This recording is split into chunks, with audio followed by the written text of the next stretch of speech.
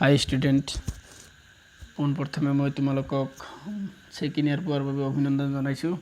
তোমালোকে লাকি বুলি ক'ব লাগিব, একো পৰীক্ষা চৰীক্ষা নিদিয়াকৈ ধুনীয়াকৈ ছেকেণ্ড ইয়াৰ পাই গ'লা। যিয়ে নহওক, তোমালোকে মই আশা কৰিছোঁ কিতাপ চিতাপ কিনিছা। যদি কিতাপ কিনা নাই, তোমালোকে প্লে ষ্ট'ৰত গৈ NCERT নামৰ এপ এটা পায়। তাতে ধুনীয়াকৈ বুকছ পোৱাৰ লগতে টেক্সট বুক পাবা আৰু সলিউশ্যনো পাবা। একেলগে টেক্সট বুক আৰু সলিউশ্যন পাবা। সেইটো ডাউনলোড কৰি ল'বা। এপটো ডাউনলোড কৰি লৈ পেলাই তোমালোকৰ যিমানবোৰ কিতাপ লাগে চব কিতাপ পাই যাবা। তাৰ পৰা ধুনীয়াকৈ পঢ়িব পাৰিবা। এতিয়া চোৱা, মই তোমালোকৰ কেমিষ্ট্ৰি পঢ়াম। গতিকে তোমালোকক ফাৰ্ষ্ট চেপ্টাৰ যিটো আছে, যদি কিতাপ আছে তোমালোকে দেখা পাইছাই বা পঢ়িছা চাগে অলপমান, সেইটো হ'ল ছলিড ষ্টেট অফ মেটাৰ। হৈছে ছলিড ষ্টেট অফ মেটাৰ, পদাৰ্থৰ কঠিন অৱস্থা। চাবা, এই পদাৰ্থৰ কঠিন অৱস্থাটো পঢ়াৰ আগতে আমি জানিব লাগিব যে পদাৰ্থৰ কেইটা অৱস্থা আছে। হাউ মেনি ষ্টেট অফ মেটাৰ, যে মেটাৰৰ কেইটা অৱস্থা আছে আমি সবেই জানো। তোমালোকে আগতে পাই আহিছা যে কি, যে মেটাৰ এটাই বা matter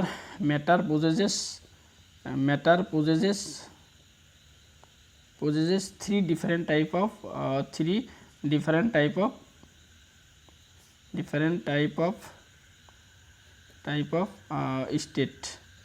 state. Number 1 gaseous state, number 2 liquid state, number 3 solid state. ঠিক আছে। এতিয়া চাবা, gaseous state and liquid state মানে এটা property আছে, they have the fluidity property. okay, gaseous state or liquid state কি হয়, এনেকুৱা ফৰ্মবিলাক কি হয়, fluidity, অৰ্থাৎ they have the tendency to flow from one place to another place. okay, যে gaseous state বা liquid stateৰ যেটো ফৰ্ম হয়, মেটাৰৰ যেটো ফৰ্ম হয় বা পদাৰ্থৰ যেটো মানে ফৰ্ম হয়, সেই ফৰ্মটোত কি কৰে, পদাৰ্থ এটা অৱস্থাৰ পৰা আন এটা অৱস্থালৈ মানে গতি কৰিব বিচাৰে। ঠিক আছে, সেইটো হ'ল gaseous state and liquid state. okay, মই সিম্পলি কৈছোঁ। আজি জাষ্ট তোমালোকক বেছিক কনচেপ্টখিনি দিম, মানে সলিডৰ। বাকি নেক্সট ক্লাছত আলোচনা কৰিম ভালকৈ। নেক্সট চাবা, সলিড ষ্টেটটো কি হয়, ক্ষুদ্ৰ বা সুনিৰ্দিষ্ট ক'ব পৰা তুমি, সুনিৰ্দিষ্ট। আৰু সিহঁতৰ কি থাকে, নিৰ্দিষ্ট শ্বেপ, ডেনচিটি, আয়তন থাকে। তাৰপিছত তোমাৰ কি থাকে, মেল্টিং পইণ্ট থাকে, বইলিং পইণ্ট থাকে। অৰ্থাৎ তুমি এনেকৈ ক'ব পাৰা, a solid state is the form of a matter which possesses definite shape, volume and melting point. okay, clear? এটো হ'ল solid state.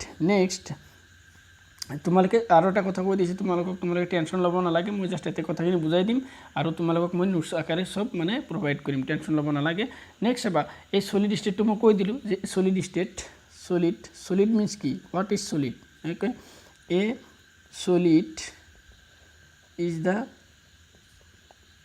form of matter which possesses definite shape and have definite volume, density, okay, and also have fixed structure. মানে কি হয়, solid হ'ল মানে এনেকুৱা এটা form, এনেকুৱা এটা অৱস্থা, যিটো অৱস্থাত কি হয়, মেটাৰ এটাই অৰ্থাৎ পদাৰ্থ এটাই কি হয়, তোমাৰ সুনিৰ্দিষ্ট মানে সিহঁতৰ আকাৰ থাকে, আকৃতি থাকে, আয়তন থাকিব, মেল্টিং পইণ্ট থাকিব।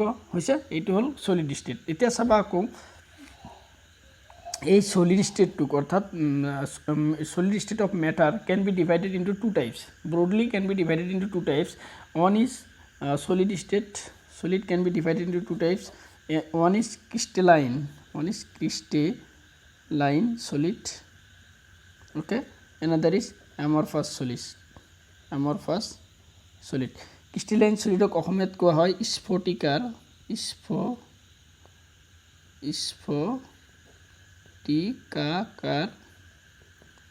বা নিয়তাকাৰ আকৃতি। হৈছে, বা কঠিন পদাৰ্থ, নিয়তাকাৰ কঠিন পদাৰ্থ। আৰু এমাৰফাছ সলিডটোক কোৱা হয় অনিয়তাকাৰ কঠিন পদাৰ্থ।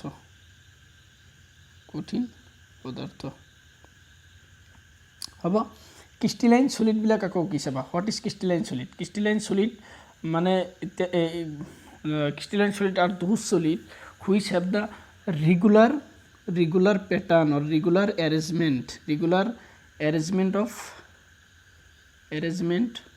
of particle যিবিলাক কনস্টিটিউয়েন্ট পাৰ্টিকুল থাকিব অৰ্থাৎ যিবিলাক কনস্টিটিউয়েন্ট এটমছ বা মলিকুল থাকিব সেইবিলাক কি হ'ব তোমাৰ ৰেগুলাৰ বা অৰ্ডাৰলি এৰেঞ্জড হৈ থাকিব ধুনীয়াকৈ ধৰা এনেকুৱাকৈ থাকিব ধৰা মই এইটো এটা পাৰ্টিকুল লৈছোঁ মানে সলিড লৈছোঁ মই এইটো সোডিয়াম ক্লোৰাইড ঠিক আছে সিহঁতৰ চাবা প্ৰত্যেকটো এটম বা তুমি যদি মলিকুল কোৱা বা এটা পইণ্ট বুলি ধৰা গোটেইবিলাক কি হৈছে ধুনীয়া এটা নিৰ্দিষ্ট কি হৈছে মানে দূৰত্বত আছে হৈছে অৰ্ডাৰলি এৰেঞ্জড হৈ আছে হ'ব অৰ্ডাৰলি এৰেঞ্জড হৈ আছে কিন্তু অনিয়তাকাৰ বা এমাৰফাছ ষ্টেট মানে সলিডত কি হয় তোমাৰ এইটো ইৰেগুলাৰলি মানে এৰেঞ্জড হৈ থাকে ধৰা এটা আছে এটা থাকিব সিহঁতৰ মানে কোনো ৰেগুলাৰিটি মেইনটেইন নহয় ঠিক আছে এনেকৈ থাকিব আৰু চাবা ক্ৰিষ্টেলাইন সলিডবিলাকৰ কি হয় ডেফিনিট মেল্টিং পইণ্ট থাকে বাট এমাৰফাছ সলিডত কি হয় ডেফিনিট মেল্টিং পইণ্ট নাথাকে সিহঁতৰ এটা ৰেঞ্জতহে তোমাৰ কি হয় মানে মেল্ট হৈ যায় ওকে এটা ৰেঞ্জতহে মানে সিহঁতে মেল্ট হৈ যাব নেক্সট চাবা যিটো crystalline solid can be cut cleanly okay when you cut a crystalline solid it will undergo clean cleavage okay clean cleavage অর্থাৎ মানে ধুনীয়াকৈ দুভাগত ভাগ হৈ যাব কিন্তু যেতিয়া তুমি এমাৰফাছ সলিড এটা কাটিবা নাইফেৰে বা কটাৰীৰে কাটি দিবা তেতিয়া কি হ'ব টুকুৰা হ'ব অৰ্থাৎ ইৰেগুলাৰ প্যাটাৰ্নত কাটি যায় ইৰেগুলাৰ প্যাটাৰ্নত কাটে ইৰেগুলাৰ কাট হয় যেতিয়া নাইফ এটাৰে তুমি এমাৰফাছ সলিড এটা কাটিবা কি হ'ব ইৰেগুলাৰ প্যাটাৰ্নত কাটি যাব ঠিক আছে নহয় এতিয়া বুজি পাইছা ক্ৰিষ্টেলাইন সলিড বা এমাৰফাছ সলিড তোমালোকে চাবা ইয়াৰ লগতে মই এটা কথা কৈ দিছোঁ সেইটো হ'ল কি মানে চাবা যে ক্ৰিষ্টেলাইন সলিডৰ উদাহৰণ যদি লোৱা সোডিয়াম ক্লোৰাইডবিলাক চাবাচোন কি ধুনীয়া সলিড অৱস্থাত থাকে একদম গোটা NaCl বিলাক সোডিয়াম ক্লোৰাইড মানে ধুনীয়াকৈ গোটা অৱস্থাত থাকে ঠিক আছে এইবিলাক আমি দেখা পাওঁ ধুনীয়াকৈ 3 ডাইমেনশ্যনেল ষ্ট্ৰাকচাৰ আছে সিহঁতৰ নিৰ্দিষ্ট মেল্টিং পইণ্ট থাকিব বইলিং পইণ্ট থাকিব আকৌ চোৱা কোৱাৰ্টছ এটা উদাহৰণ হয় কোৱাৰ্টছ বা এইটো সিলিকন ডাইঅক্সাইড বা টেট্ৰাঅক্সাইড বুলি ক'ব পৰা হৈছে এইটো চাবা সিলিকন ডাইঅক্সাইডক যেতিয়া তুমি মানে শ্বেপ আঁকি দিয়া সিহঁতৰ কি হয় ৰেগুলাৰ শ্বেপ হয় ধুনীয়া মানে এনেকুৱা হয় ধৰা এইটো সিলিকন যদি লোৱা এনেকুৱা হ'ব এনেকুৱা হয় ঠিক আছে এনেকুৱা হ'লে মানে এতে অক্সিজেন থাকিব চাৰিটা এনেকৈ অক্সিজেন থাকিব তাৰপিছত এই অক্সিজেনৰ লগত সিলিকন এটা হ'ব এনেকৈ যাব হৈছে এনেকৈ যাব ধুনীয়াকৈ মানে সিহঁতৰ এটা নিৰ্দিষ্ট শ্বেপ এটা থাকে সিহঁতৰ কি কৰিব নিৰ্দিষ্ট এটা শ্বেপ থাকিব কিন্তু যদি মানে এই কোৱাৰ্টছ গ্লাছ অৰ্থাৎ মানে কোৱাৰ্টছৰ কাঁচ লোৱা গ্লাছ লোৱা তেতিয়া কি হ'ব ইয়াৰ কোনো নিৰ্দিষ্ট আকাৰ বা আকৃতি নাথাকিব আৰু নিৰ্দিষ্ট মানে ৰেগুলাৰ প্যাটাৰ্নত এৰেঞ্জমেণ্ট হৈ নাথাকে পৰমাণুবিলাক বা মলিকুলবিলাক বা এটমছবিলাক কি হয় ইৰেগুলাৰ প্যাটাৰ্নত এৰেঞ্জমেণ্ট হৈ থাকে আৰু সেইভাবে কি কোৱা হয় কোৱাৰ্টছ গ্লাছক এমাৰফাছ সলিড বুলি কোৱা হয় আনহাতে কোৱাৰ্টছক কি বুলি কোৱা হ'ব সলিড ক্ৰিষ্টেলাইন সলিড বুলি কোৱা হ'ব এতিয়া চাবা যদিও কোৱাৰ্টছক why quartz is called solid on the other hand quartz glass is called amorphous solid saba amorphous solid because quartz glass the particles or the constituent particles of the quartz glass are irregularly arranged in the quartz glass but in case of quartz the constituent particles are regularly arranged hence it is called crystalline solid and it is called amorphous solid again so crystalline solid বিলাক কি হয় তোমাৰ true solid বাট এইবিলাকক কি কোৱা হয় মানে এমাৰফাছ solid বিলাকক কোৱা হয় pseudo solid বুলি কোৱা হয় চাবা pseudo solid why these are called pseudo solid because they are called solid but actually their properties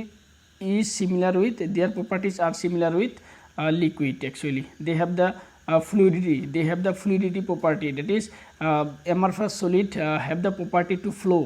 তার মানে amorphous solid বিলাক কি কৰে তোমাৰ বৈ যাবলৈ প্ৰয়াস কৰে, অৰ্থাৎ এঠাইৰ পৰা আন ঠাইলৈ যাবলৈ বিচাৰে। ঠিক আছে, এতিয়া চাবা তোমালোকক মই এটা উদাহৰণ দিব পাৰোঁ কোৱাৰ্টছ গ্লাছৰ। চাবা পুৰণি ঘৰৰ যিবিলাক খিৰিকী আছে, চাবা তোমালোকে ঘৰত এইটো চাব পাৰা, পুৰণি ঘৰৰ খিৰিকীবিলাকত যাৰ মানে ঘৰত আইনা লগোৱা আছে, অৰ্থাৎ গ্লাছ লগোৱা আছে, তোমালোকে চাবা বহুত 10 বছৰ বা 15 বছৰ যোৱাৰ পিছত তলৰ পৰা মানে ওপৰৰ পৰা তল ছাইডটো অলপ ডাঠ হৈ যায় হৈছে। এইটো ওপৰৰ পৰা তল ছাইডটো কি হ'ব, গ্লাছৰ অলপ ডাঠ হৈ যায়। কাৰণ কি জানানে, এই গ্লাছটো কি কৰে তোমাৰ ফ্লো হৈ থাকে, ওপৰৰ পৰা তললৈ কি হয় ফ্লো হৈ থাকে। এই ডু টু দি ফ্লোনেছ দ্য লয়াৰ পাৰ্ট বিকামছ, মানে কি হয় লয়াৰ পাৰ্টটো কি হয় তোমাৰ ডাঠ হৈ যায়। ঠিক আছে, মোটা হৈ যাবলৈ ধৰে, আৰু সেইকাৰণে গ্লাছবোৰক কি বুলি কোৱা হয়, এমাৰফাছ ছলিড বুলি কোৱা হয়, আৰু চিঅ'ডো ছলিড বুলি কোৱা হয়। হৈছে চাগে তোমালোকে এইখিনি বুজি পাইছে। তাৰপিছত আহিল তোমালোকৰ ডিফাৰেঞ্চ বিটুইন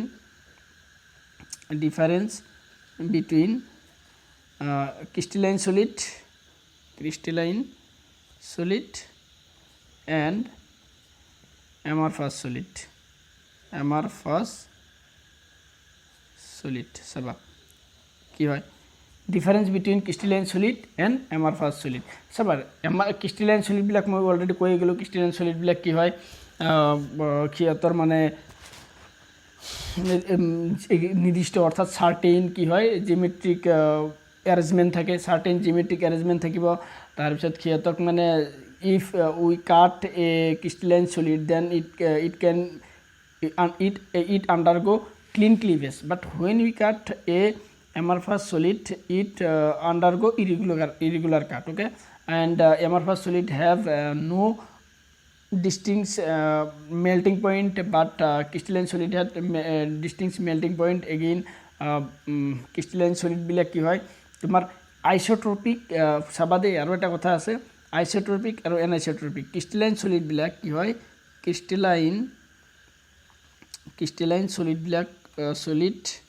solidৰ যিবিলাক প্ৰপাৰ্টি থাকে অল ডিৰেকশ্যনত ছেম নহয়। চাবা এইটো যদি মানে মই ক্ৰিষ্টেলাইন solid বুলি ধৰি লৈছোঁ, এইটো ক্ৰিষ্টেলাইন solid বা সোডিয়াম ক্লৰাইড বুলি ধৰি লৈছোঁ মই ক্ৰিষ্টেলাইন solid, অ'কে। কি হয় সিহঁতৰ যিটো প্ৰপাৰ্টি ইন অল ডিৰেকশ্যন, ধৰা মানে নৰ্থ চাউথ পোল এনেকৈ যি ধৰা আৰু সেনেকৈ যদি ধৰা কি হয় অল ডিৰেকশ্যনত ছেম নহয়। ঠিক আছে নহয়, ছেম নহয়, সেইকাৰণে কি হয় এইবিলাক এনাইচোট্ৰপিক প্ৰপাৰ্টি বুলি কোৱা হয় বা এনাইচোট্ৰপিক solid বুলি কোৱা হয়।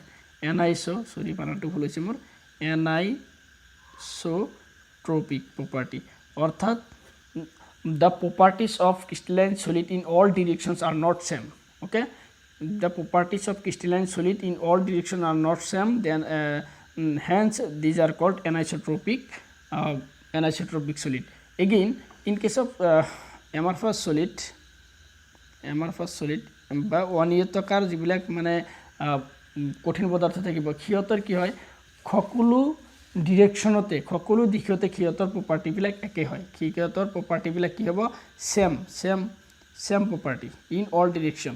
amorphous solid have same property in all direction, therefore these solid are called isotropic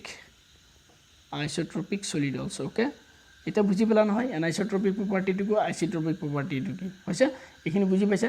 আজি মই তোমালোকক জাষ্ট বেছিক কনচেপ্টখিনিহে দিছোঁ, মানে মই নেক্সট তোমালোকক মানে আৰু ভালকৈ পঢ়াম। তোমালোকৰ হেৰি থাকিব নেক্সট ক্লাছত হ'ব তোমাৰ ক্ৰিষ্টেলাইন solidৰ যিটো মানে different types of crystalline solid। Next মই তোমালোকক পঢ়াম, নেক্সট ক্লাছ হ'ব তোমালোকৰ টাইপছ অফ